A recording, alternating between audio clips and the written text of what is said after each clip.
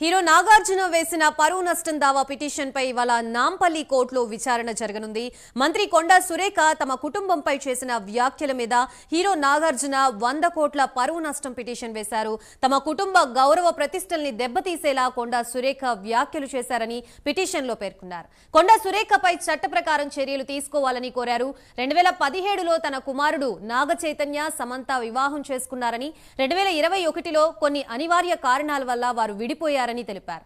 ఇప్పుడు వారిద్దరూ గౌరవప్రదంగా ఎవరి జీవితం వారు గడుపుతున్నారన్నారు. దశాబ్దాలుగా పేరు ప్రఖ్యాతలు కాపాడుకుంటూ వస్తున్న తమ కుటుంబంపై మంత్రి కొండా సురేఖ దురుద్దేశంతోనే నిరాధార ఆరోపణలు చేశారని, ఈ వ్యాఖ్యలతో తమ కుటుంబంపై తప్పుడు సంకేతాలు వెళ్లాయని నాగార్జున కోర్టు దృష్టికి తీసుకువచ్చారు. ప్రస్తుతం ఇదే అంశానికి సంబంధించి మనకి పూర్తి వివరాలు అందించడానికి మా ప్రతినిధి కుమార్ సిద్ధంగా ఉన్నారు.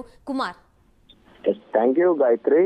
మొత్తానికి ఏదైతే కొండా సురేఖ చేసిన వ్యాఖ్యలపై నాగార్జున తీవ్రంగా ఖండించారనే చెప్పొచ్చు.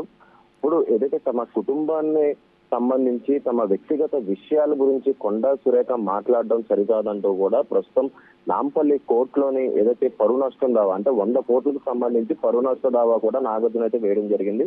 ప్రస్తుతం ఏదైతే ఈ కేసు వేసిన తర్వాత జడ్జి లీవ్ లో ఉన్న నేపథ్యంలోనే ఈ రోజు కేసు వరకు అయితే వాయిదా అయితే వేయడం జరిగింది. ఈ రోజు ఏదైతే నాంపల్లి కోర్టులో నాగార్జున వేసిన పిటిషన్ పై విచారణ అయితే కొనసాగనుంది. ముఖ్యంగా నాగ చైతన్య సమంతపై కొండా సురేఖ చేసిన వ్యాఖ్యలు సరికాదంటూ కూడా, అలాగే తమ కుటుంబ గౌరవాన్ని భంగం కలిగిస్తూ కూడా ఆమె చేసిన వ్యాఖ్యలు సరికాదంటూ కూడా 100 కోట్లకు పరువు నష్టం దావా అయితే వేయడం జరిగింది. అలాగే మరొక పక్క కొండా సురేఖ కూడా తన వ్యాఖ్యలను కూడా వెనక్కి తీసుకున్నా సరే నాగార్జున మాత్రం తగ్గలేదనే చెప్పొచ్చు. ఇప్పుడు కోర్టులోని ఈ అంశంపై కీలక వాదనలు అయితే వినిపించనున్నారు.